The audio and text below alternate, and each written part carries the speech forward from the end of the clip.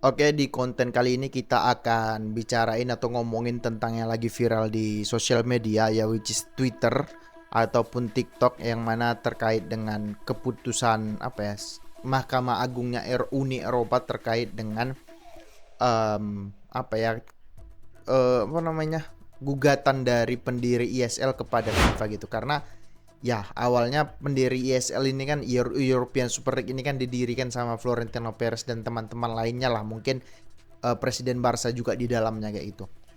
Mereka menggugat FIFA dan UEFA karena FIFA dan UEFA melarang klub ataupun pemain bermain di European Super League kayak gitu. Gini, aku sebenarnya bingung mulai dari mana. Jadi untuk kalian bagi yang paham, tolong koreksi ataupun tolong kritik nanti di kolom komen kalau aku salah kayak gitu. Gini, sebenarnya kan ISL ini idenya itu sebenarnya udah cukup lama ya, tapi baru didengarkan itu semenjak setelah Covid ataupun pertengahan-pertengahan Covid, karena banyak klub yang mengalami kerugian finansial ataupun banyak klub yang finansialnya itu terganggu lah. Salah satunya Barcelona gitu kan. Sebelum Covid memang sudah hancur kayak gitu. Tapi setelah Covid makin hancur lagi kayak gitu karena revenue mereka berkurang sehingga utang mereka menjadi banyak kayak gitu. Nah, muncullah ide untuk mengadakan kompetisi, namanya itu adalah European Super League gitu, atau ESL nanti kita singkat. Yang mana tujuannya adalah ya uang kayak gitu, karena klub-klub, khususnya klub-klub Eropa, khususnya si Florentino Perez merasa FIFA dan UEFA ini nggak adil untuk membagikan keuntungan mereka kepada klub-klub gitu. Karena coba bandingin kayak gini, juara Liga Champions itu total pendapatan mereka ya mungkin 100 sampai 120 juta gitu. Sedangkan kalau mereka bergabung dengan ISL, sebelum satu bola ditendang mereka itu udah dapat 300 sampai 400 juta gitu. Ngerti nggak? Jadi bedanya itu hampir 3 sampai 4 kali lipat gitu ya. Klub mana yang nggak tergiur kan gitu. Maka dari itu UEFA dan FIFA pun merasa iri, merasa sirik kepada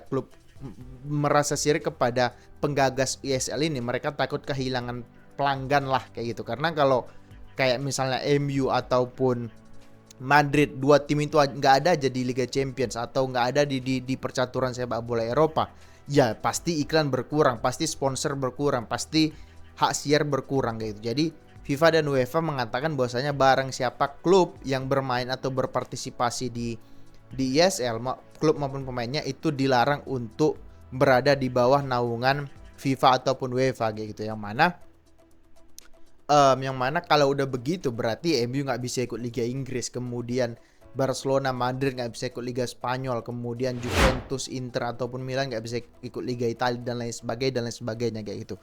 Dan juga pemain-pemain yang bermain di ESL tidak diizinkan untuk mengikuti turnamen yang ada ataupun yang diselenggarakan FIFA maupun UEFA ya, which is Piala Eropa ataupun Piala Asia, atau bagi pemain Asia, pemain Afrika, dan kemudian Piala Dunia, mereka tidak diizinkan atau tidak diperbolehkan untuk bermain di situ ya. Menurutku FIFA dan UEFA blunder karena kebanyakan pemain-pemain yang berada di Liga Eropa berada di Euro, di Piala Dunia, di Piala Asia, rata-rata kan yang pemain topnya itu ada di klub-klub top Eropa, tapi klub-klub top Eropa ini memilih untuk bergabung di ESL. Makanya mereka melarang lah itu. Mereka takut juga, sebenarnya cuma cyber aja. Cuman kalau misalnya klub-klub itu benar-benar European ini betul-betul terjadi, ya FIFA UEFA pasti rugi kayak gitu. Karena ya kembali lagi, sponsor nggak akan mau masuk kalau nggak ada tim besar yang berpartisipasi di turnamen tersebut kayak gitu.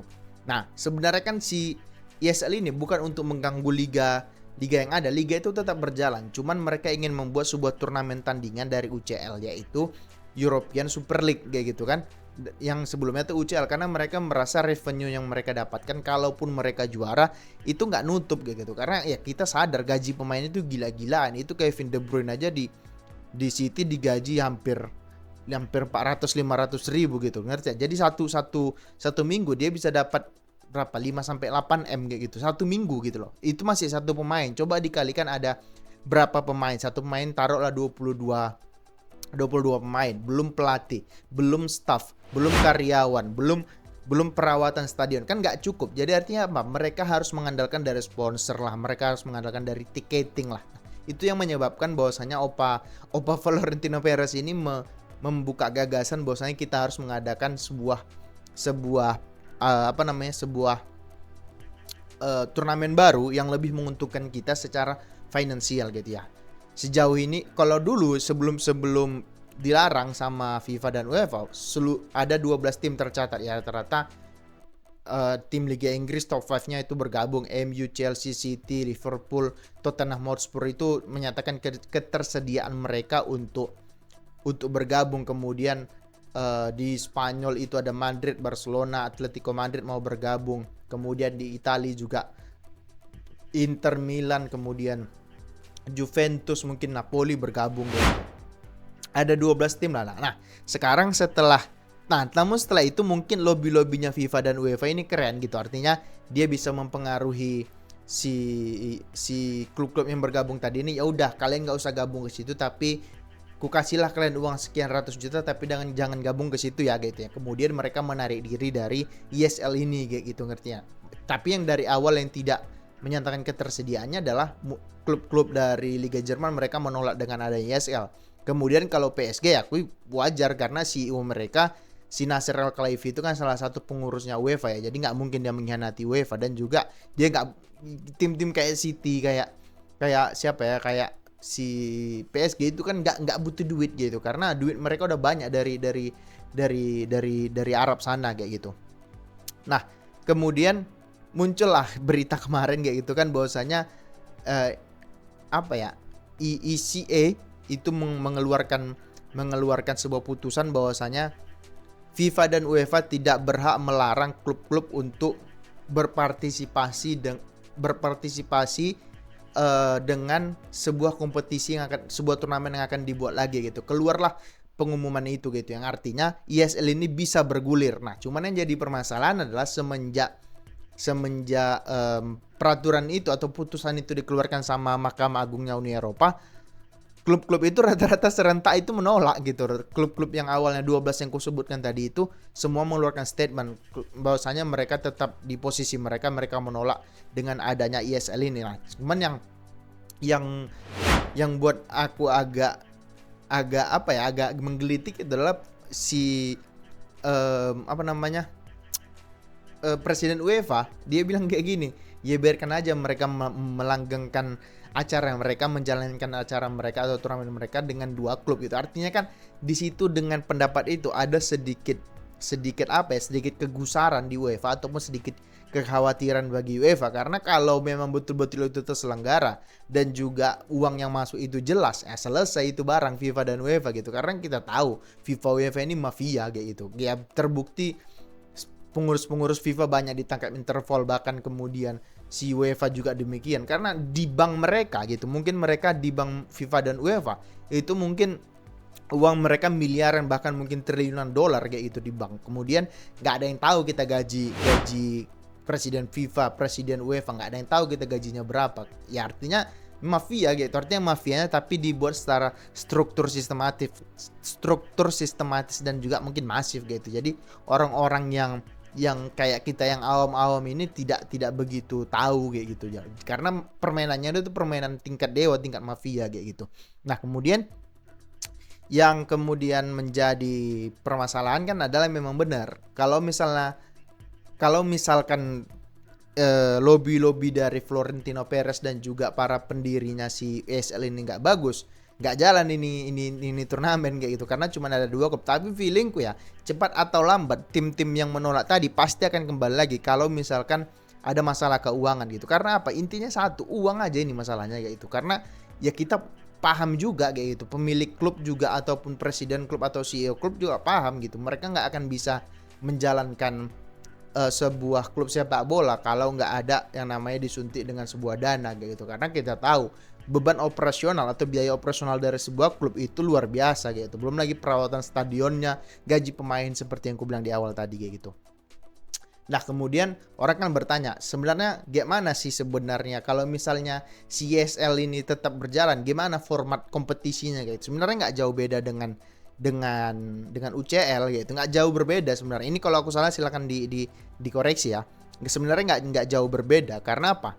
Sistemnya juga sistem grup, kemudian nanti ada sistem knockout gitu. Cuman yang jadi perbedaan adalah di ESL ini hanya ada 20 klub, di mana 15 klub itu akan sebagai pendiri sebuah turnamen ini, yang mana 5 klub lagi sisanya itu akan di apa namanya, didegradasi dengan sistem degradasi berdasarkan hasil dari turnamen sebelumnya kayak gitu. Artinya 15 klub yang ada ini nggak bisa terdegradasi kayak gitu. Ini yang aku paham ya. Kemudian karena ada 20 klub, makanya akan terbagi menjadi dua grup, yang artinya 10 di grup A, 10 di grup B. Nah, kemudian ketika sudah demikian, peringkat 3 di atas akan masuk ke perdelapan final. Artinya perdelapan final itu kan ada 8, ada perdelapan final itu kan artinya ada 8 perempat final, yang mana di perempat final itu kan ada 8 klub, yang artinya kan kalau 3 dari grup A, 3 dari grup B masih 6 klub gitu loh. Nah, kemudian